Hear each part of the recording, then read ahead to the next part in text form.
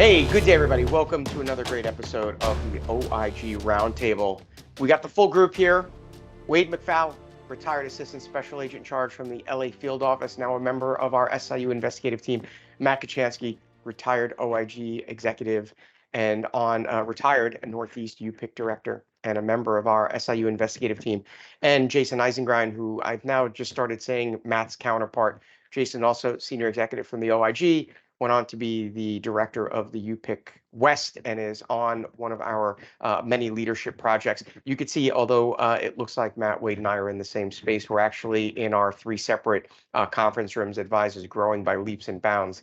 And so we have multi-level conference rooms here in our corporate offices.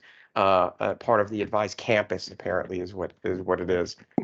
So today we want to talk about referrals in the SIU space. And, I kind of jokingly say, why do your referrals suck is kind of the moniker, but it's really, why aren't your referrals getting accepted? What are some of the issues with referrals? And I think the level set is that whenever we talk about referrals, I think colloquially people think about referrals as making referrals to law enforcement. And while the four of us come from a law enforcement background, we readily recognize, and we do a lot of this in our process improvement SIU work, is that referrals don't inherently need to be for law enforcement. Referrals can be internally to provider enrollment, for some education about getting other providers put onto the credentialing. It could be internally for training and education and things of that sort. It could be to outside entities, non-law enforcement. Not everything is a referral to the OIG, or in the commercial space, the FBI, or if there's federal employee health benefits, OPM, or workers' comp to postal OIG or stuff like that. There's a whole slew of external referrals. You could have boards of medical examiners, pharmacy boards, regulatory organizations, departments of banking and insurance for licensing of things like that. So, we want to talk a lot about, spend the time today talking about referrals and some of the trials and tribulations. And Wade, I want to start with you because, so as an ASAC, you reviewed a lot of referrals that would come into the OIG, hotline complaints, PSC program, safeguard contractor, then the ZPIC, UPIC. But one of the things that you do now on the contract that you're on is you make referrals to the state Medicaid Fraud Control Unit and the Medicaid Fraud Division for the plan that you're working on. And you and I have spoken a lot about this, and we've talked a lot about this in our podcast. Is one of your focuses, as coming from a law enforcement background, is getting these referrals out to the Medicaid Fraud Control Unit and making referrals to law enforcement for law enforcement action. And some of those trials and tribulations have to do with, consistency, and I think it's a combination of consistency and communication, right? So let's talk a little bit about that. Like, one of the things that I think has been a topic of conversation is exactly that, is consistency. And part of that consistency comes from communication, right? So you have, a referral you make to Mafuku and they don't want it. And then a week later, you make a referral relying upon conversations you had with them and they don't want it, right? And where do you see, as some of that, like where do you see these issues on, why do your referrals stink? Why doesn't anybody want to take a referral? Well, I think you hit the nail on the head on one of the main aspects, and that's the lack of consistency. I don't know how many times I've seen emails where we have like a workflow where generally if you get a case and you're working, we all know every case is different, but there's certain workflows to follow. And you follow these steps, and then step number, whatever, 5 or 6 might be, it should be referred to, one of, I think there's 3 or 4 different entities that we refer to.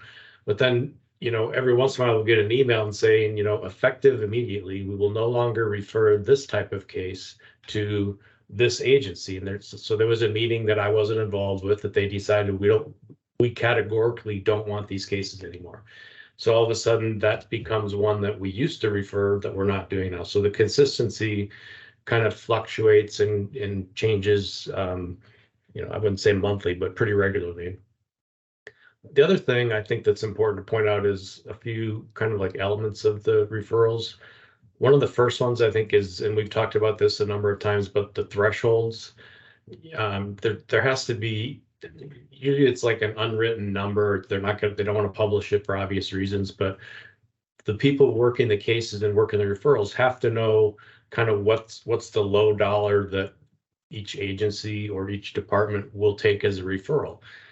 I used to say in some of our other podcasts with the OIG, and in every region it's different, but in LA, you'd be hard pressed to have a case that's worth less than $1 million being prosecuted by the United States Attorney's Office. You could pitch it elsewhere, the city attorney's office, the DA's office, but there's thresholds that I think everyone who's accepting referrals, they kind of have a dollar amount, and I don't see a lot of that in some of the stuff that I'm working now. I've made referrals for as low as $15,000, and I've been on calls where other agent or other investigators are pitching cases for as low as like $6,000, and I'm thinking, I mean, we're going to eat up $6,000 in paying the people that are sitting on this call. There's 15 people on the call, and we're pitching a case for $6,000. To me, it doesn't make any sense. Right. Yeah. Like that return on investment. Right. Yeah. And small case of that. But so let's talk about that for a second, because that's an important piece of the puzzle, right? Is this kind of fluctuating piece of the puzzle on the dollar amount? Because, at the end of the day, I think part of the pitch of a good referral is the dollar amount is part of it, but also what's the pattern and practice behind it, right? You may have a case, and I remember this is kind of a collateral discussion, but one of the things that we did, you guys know this, and Matt was the coordinator for this, was child support enforcement. One of the things that people don't really know about the OIG is that we were responsible for doing interstate child support enforcement cases. There's a federal statute that says that if you're a non-custodial parent and you live in a different state from the child, and you have $10,000 or more in arrears, it's a felony punishable by 2 years in prison. And Matt was the coordinator for that, and would go on this like tour of doing this. And I remember having one case in New Jersey where each time the non-custodial parent would hit like a certain dollar amount, the local county would issue a warrant for his arrest. In New Jersey, it was done through the probation department. And so he would get a warrant for his arrest. The sheriffs would go arrest them. He'd make the payment. The arrears would drop. And so it would never really, but so we had this pattern. It almost looked like, like the stock market, every other month it would do this. And so he never really hit these, he would be at 10,000, 12,000, but he had this pattern. And, what ultimately sold the case to the U.S. Attorney's Office for this was exactly that. Like, he played the system. And I think if we bring this back to the healthcare space, is that it's not always the dollar amount.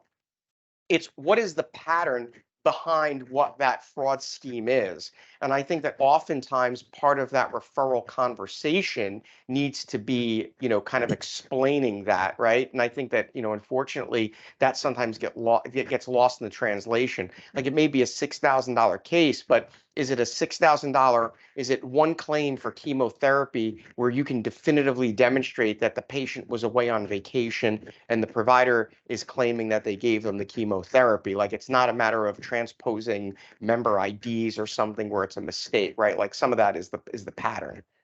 Yeah, and you obviously have to take into a lot of factors, and it's not strictly a threshold and a dollar amount, whether or not you're going to work the case. There could be other factors. We always talk about if there's patient harm, that's a big one. Then kind of the threshold doesn't really matter. That has to be addressed.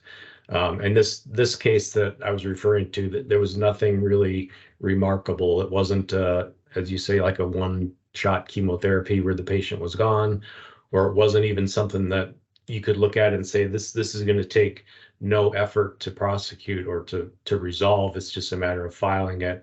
It was an investigation that still required a lot of time, and it was just the kind of the overall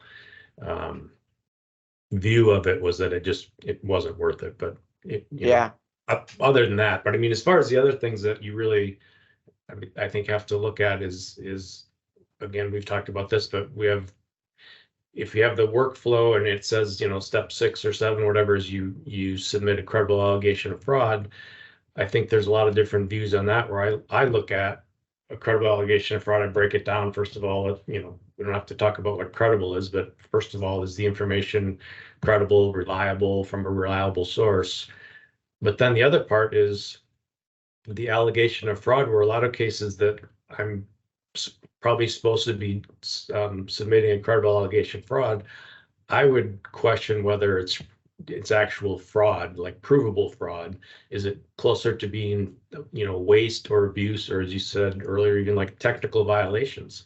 Right. Coming from the OIG world, I have a different view of what fraud is and what it would require to prove it. And if it's a criminal case, we're talking about criminal intent. So a lot of these cases that following the workflow, I should be submitting a credible allegation of fraud, where from my history, I wouldn't be taking that route. But if that's what they want, So I that's what want they to want. so I want to close the loop on that, because when we're talking about a credible allegation of fraud, that's going to be kind of this evaluation of the facts and the circumstances. And one thing, and I think we've talked about this a bunch of times, is doing 3 interviews with members and a probe sample of 5 claims, and then trying to make a referral on that is probably going to be something where there's a shortfall, right? So, trying to make a referral is making your best pitch to say, hey, this is where the problem is, right? So part of that is kind of in the auditing world, they'll talk about ticking and tying, and making sure that you've got it all back to the initial issue, which is are 3 beneficiary interviews or member interviews and a probe sample of 5 records. Is that really enough on a credible allegation of fraud? And I think the answer is going to unequivocally, unfortunately, it's going to be the answer that lawyers always give, is it depends. And I think you have to look at each case individually. But certainly, I think that when you are putting together a referral, right, you're trying to make your best sales pitch for that case to go, and doing something that is short-sighted. I don't think that in any scenario 3 beneficiary interviews and a probe sample are going to do it. And I know that we would have conversations with the ZPICs, the UPICs, PSCs, whoever it was at the time, on the Medicare cases, where there would be a probe sample of 10 records done, and then they would extrapolate from a probe sample and say the estimated overpayment. It was like watching Dr. Evil. The extrapolated overpayment's $1 billion, and you would say extrapolated overpayment's $1 billion. How? Right? So part of that is the credibility of the investigative, the tenacity of the investigation, right? So it's making that pitch to come up to say, yes, this is credible because it's more than just those couple of things. So Jaysen, I want to go to you, because this kind of lends into that, which is that you've got your different stakeholders. And I know we talk a lot about this whole premise of this law enforcement liaison ever, but at one point you were wearing a lot of different hats at the UPIC, and it doesn't change. If you're the SIU manager, you're the UPIC director. UPICs are essentially the SIU for Medicare. You're wearing a lot of different hats, and you've got competing needs. The U.S. Attorney's Office may have one set of things that they're looking for, a state Medicaid fraud control unit, an Office of Medicaid Inspector General, the FBI, all of that. And it's sort of, how do you rope all of that in together to make sure that when you are making a proper external referral, that you're hitting the mark on all of those things? Well, first, if I could beg your indulgence, I just want to say thank you to the folks that came up to Matt, myself, Jean Marie, our CEO, and Rachel, our president, at the NAMPI conference last week. That's the National Association of Medicaid Program Integrity, and providing us feedback on what you like to hear and that you're getting some value out of the podcast. That's very helpful, and thank you. It was great seeing you all. So this, I'm trying not to be long-winded, but there's a lot to unpack with this. So Eric touched on this earlier, where it's about knowing your stakeholder. So I think oftentimes people, especially in the commercial space, they understand the FBI has a healthcare fraud squad. What they may not realize is that the Postal inspectors, and also postal OIG have an interest in healthcare, OPM, Inspector General. Any number of other law enforcement agencies have a stake in this. So there are many places to shop it, and you could really die on the vine trying to shop it to death, right? So you got to be careful. So you really need to know what your stakeholders are, or who your stakeholders are, and what their parameters are for accepting a referral. Because you don't need the effort of spinning your wheels over something that is maybe tedious and mundane. And I frankly, in 1979 was when I made my first referral, and I was not in the law enforcement series at that point, but I thought I had information that was golden. And I wrote this 5 or 10 page report of this horrible, and back then Social Security was part of HHS. So I wrote this fraud referral up, and basically it was thanks, but no thanks. And I couldn't believe it. And the reason why I couldn't believe it is, frankly, I hadn't yet earned my stripes or done my homework maybe to know exactly what the stakeholders' requirements are. So is it certainly patient harm might be right up at the top of the list. You mentioned about the oncology services. Well, I happen to do a field referral for Matt on a case 100 years ago where there was somebody providing oncology services to people that didn't need it. Does that step it up from the oncology services, but the guy was out of the country or the gal was out of the country? Yeah, I think it does. So, it isn't about the Benjamins. It's also about the things that are priorities. It might be that right now, orthotics is a big hit. P-stems are popping up on your radar, and you want to, your company wants to address it. So it's going to be about communication with your stakeholders and communication with your internal team to inform them where to go with it, and to minimize the amount of effort when it's not something that's going to fly on the other end. And having said that, I will say that it really is a profession. So Eric, you referred to, when we first won the UPIC in the West, I was out meeting with a lot of U.S. attorneys' offices, FBI, field offices and whatnot, trying to arrange for that information. And it's a lot of work. And until we can find the right person to do that as a profession, it really does take up a lot of people's time, where if you're educating 1 or 2 people that have that, or if you have a small SIU and you still want this type of service, maybe this is a classic MBA rent versus buy analysis. Is it better to rent a piece of a law enforcement liaison from some other company, like, well, I don't know, maybe Advise? Or do is it so prolific in your organization that you need that person? And Advise would be very happy to train the person and give them more detailed pointers of what I've alluded to today.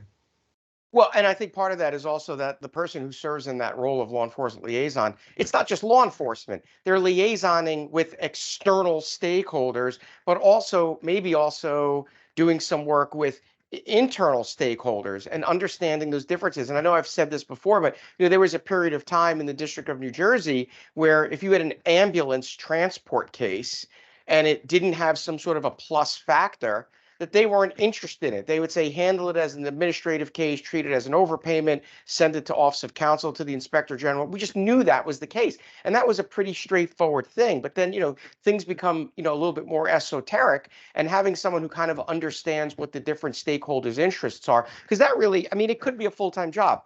Meeting regularly with your external stakeholders is something that's important, because then you have to go back and communicate to your leadership. And this doesn't matter. It's not UPIC centric, right? We're spending a lot of time talking about SIUs because we're doing a lot of training and education and process improvement. And we're finding that this is a very, regular thing. We had a client here.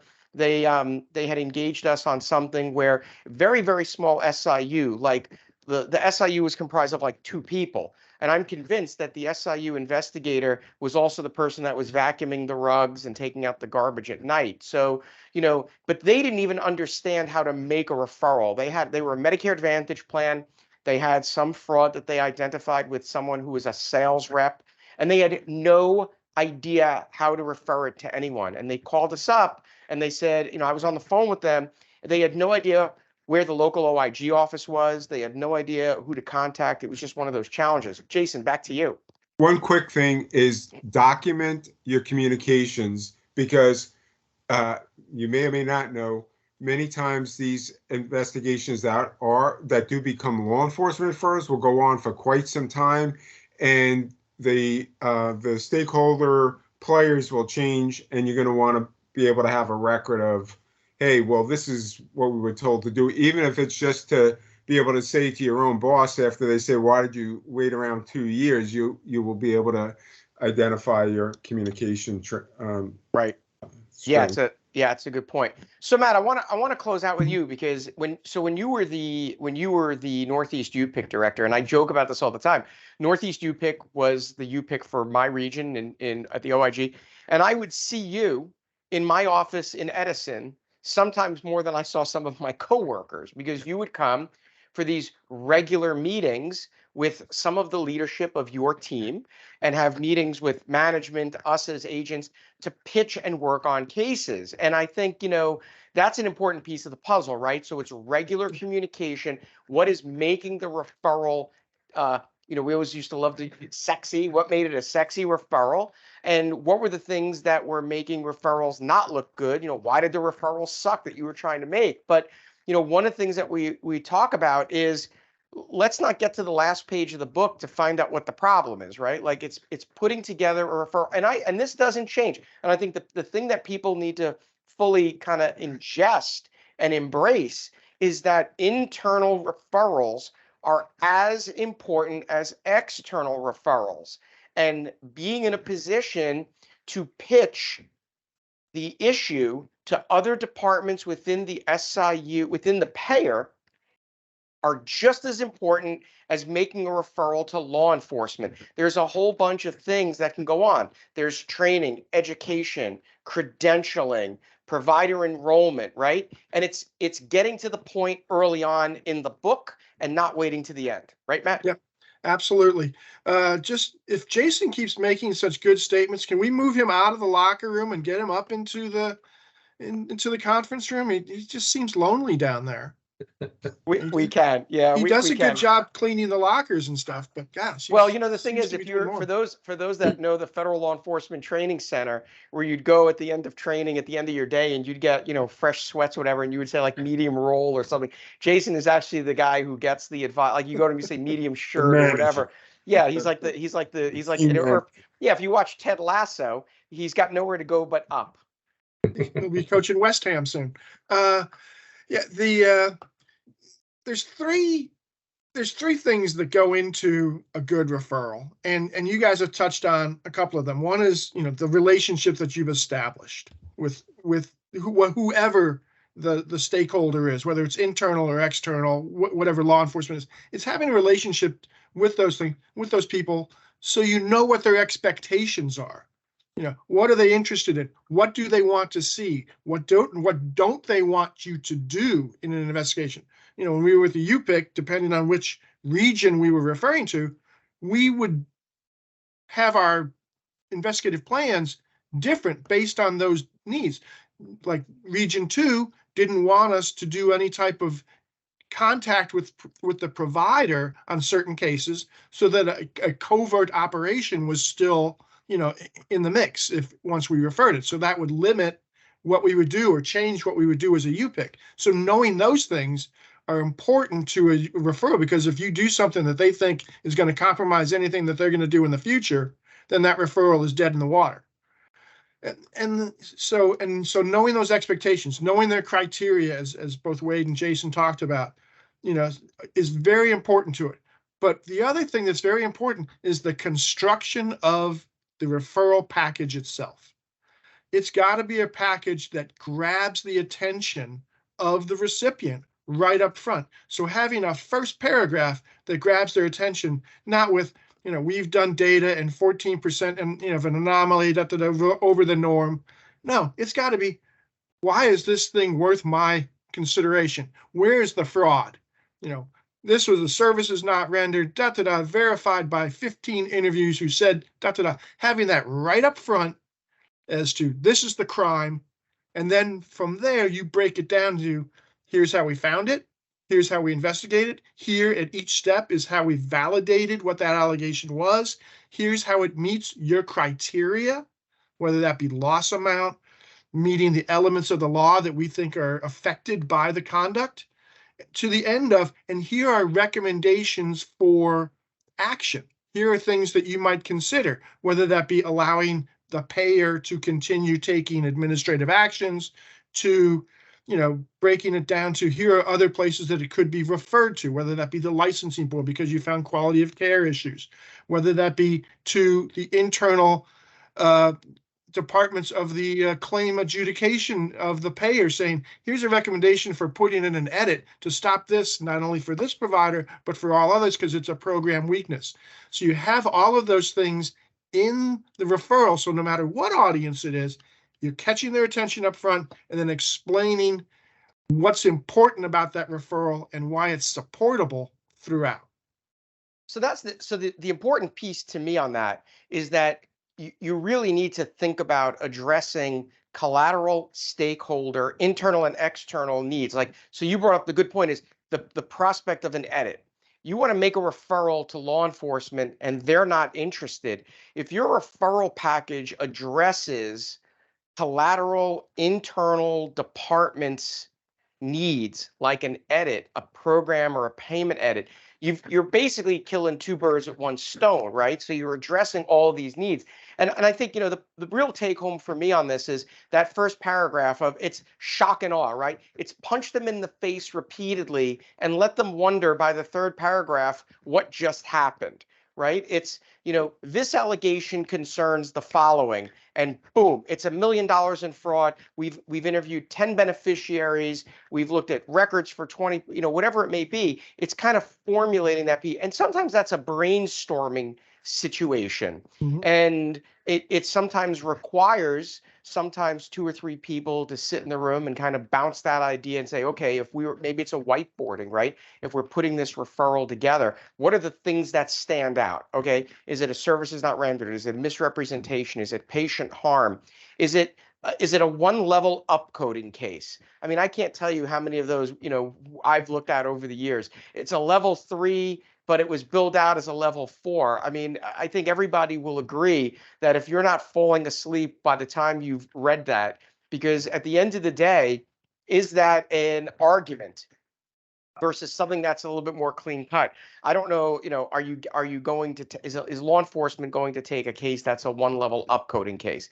But where the punch is going to be, has the evidence been collected to demonstrate that there's a systematic 1-level upcoding because of a certain templating that's going on that's triggering that 1-level upcode, but the rest of it doesn't match, right? That's something. Now, whether that becomes a criminal case or a civil case, we see that a lot, by the way, collaterally speaking, on our emergency department audits. We're in the middle of doing a large number of those for a payer, and we're noticing a theme. These hospitals all have the same emergency department group or a similar group in many of them. And the templating is exactly the same. And you can actually look, if you look at records from before they created the template to after they created the template, our auditors have identified that the templating is what has caused this uptick on the 1-level upcode. Does that have that level of sophistication to make it interesting? Yes, but it may not be criminal. It may be civil. But, you're right, Matt. It's addressing all of the things that are out there and internally coming up with some sort of collaborative effort. And maybe some of that liaisoning or putting that referral together does require interaction with your internal stakeholders to identify that. Maybe the medical director's office needs to be part of the discussion on creating an edit or adjusting an edit to allow something that's otherwise being circumvented, but maybe it shouldn't be, or something like that. I mean, there's a lot. I mean, referrals at the end of the day, I think that there is generally a frustration from SIUs when they have to make a referral. And I think, and Wade, I'll give you the last word. When you've got something that you're going to send over as a referral, you kind of sit back and get yourself a little red in the face over it, right? Because it's a gamble, right? It's who are you talking to that day? Are they in the mood to listen to Wade McFall's discussions about this referral, right? And you kind of get a little agita, as they say. Yeah, and then even if they do, seem excited about it or interested about it at first, they may have it for 6 to 8 months or a year or two. We all know this. And then for whatever reasons, whether it's interviews they conducted or just the way the investigation pans out, you're thinking, oh, they must be making progress. They've had it for a year. And then you get, a declination, and it's back to, okay, now, like we used to get with the OIG, take whatever action you deem appropriate. So now we're back to sitting on it for a year or two. And now we have to reevaluate and say, can we collect an overpayment? Is it education? What is it? But you've got that period where you're hopeful that it becomes a criminal case and they make something out of it. But pessimistically, Right. optimistic, I don't know. Yeah. It's it's funny. I always would think whenever I would send those letters back, we're returning this to you for any action you deem necessary. I always equated that to when you were applying to college and you either got a thin envelope or a thick envelope, and it's like, what Yeah. the heck, right? Like it's the same thing. It's like, the rejection of it all. Have a nice day. Yeah, have a nice day. Just, very, very frustrating. So look, this is, we've done a lot of training on this. We've done blocks of instruction with some of our SIU clients on this. So I'm putting together a good referral, the things that kind of hit home. And I think it really is, you've got to drive your point home quickly and effectively. And that shock and awe is what they need. So again, as always, ongoing conversations for our coding community. While this may not have been 100% applicable to you, it's great to have some purview into what kind of is out there. For our SIU community, we're hearing some great things. We really do. As Jaysen said, we do appreciate the fact that SIU management is buying into the things that we're saying and encouraging their staff to watch these as training education and just kind of our musings of, having all of this. I hate to say that, collectively we have 150 years of experience. I think that's nonsense because collectively it doesn't matter. But, we all come with, I'm the baby of the group, 25 or 26 years, but, we've all got, 25, 26, and in Jaysen's case, well, I don't want to say it, but it's almost hitting on 5 fingers of experience in this space. And that's important. I mean, we're trying to give sort of what we've seen as the good, the bad, and the ugly, to try to make people be a little bit more operationally work properly, and keep a positive tempo. So as always, I appreciate the time that you guys spend with me on this. I wish we were actually in the same conference room together because we do have a good time. For those of you that are going to be at NHCAA, we will be there at NHCAA as we always are. You will be able to come find us. I'll be speaking with somebody from one of the Blues at one of the sessions. Again, if you're not getting our newsletter, we encourage you to ask us for it. hello@advise, ADVIZE health.com. Follow us on LinkedIn. You can get these podcasts as well as our LinkedIn Lives on Spotify, on YouTube, and through our newsletter. August 14th, 15th, I think it is, next week. Super excited. We've got our August LinkedIn Live, Marshall Allen, author, writer from ProPublica, now an author of a book, Never Pay the First Bill, talks a lot about the intersection of fraud, waste, and abuse in the space. I'm really excited about that. If you have not read the book or if you've not seen any of Marshall's work, he's amazing. He knows this space as well as anybody. So I'm super looking forward to that, hoping all of you be able to join us at that. And so until next week, we'll see you on the next OIG Roundtable podcast. Yeah, thank you. Thank you all.